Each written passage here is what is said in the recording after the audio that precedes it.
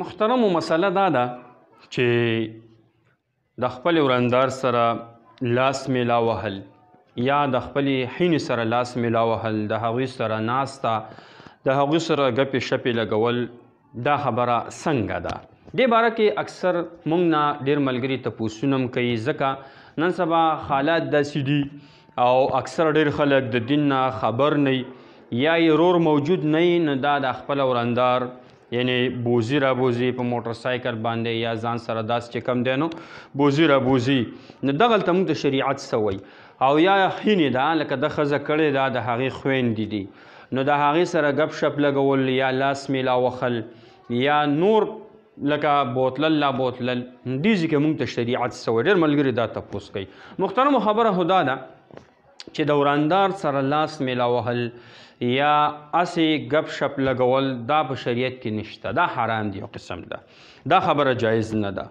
ځکه د دغه ورندار سره ستا خو عارضي نکاح نه کیږي، خو که ستا د ورور فرض کا وفات شو نو بیا ورسره د دې کس نکاح کیږي، نو دې سره ګپ شپ لګول یا لاس میلا وهل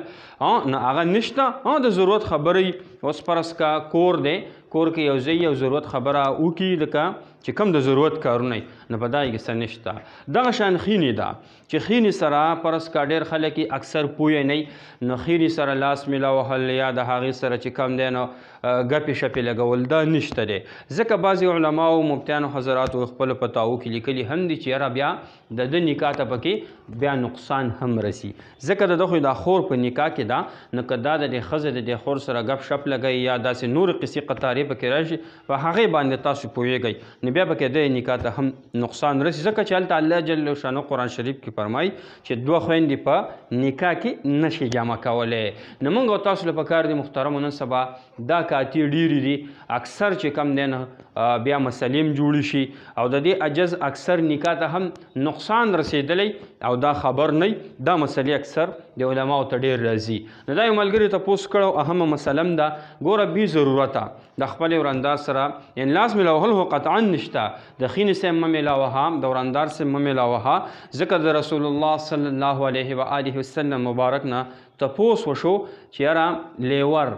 د ورندار دپاره څنګه دی؟ رسول الله مبارک ورته وفرمیل چې مرګ دی وله،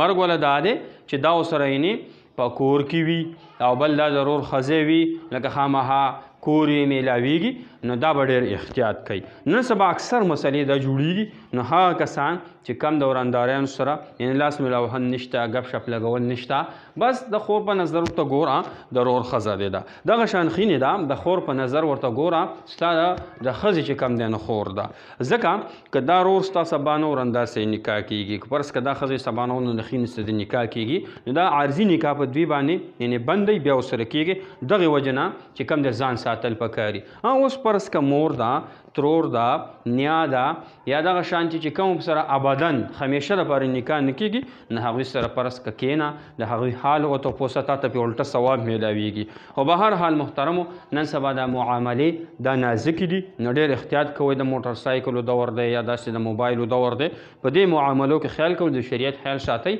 زندګي به هم ښه تېرېږي.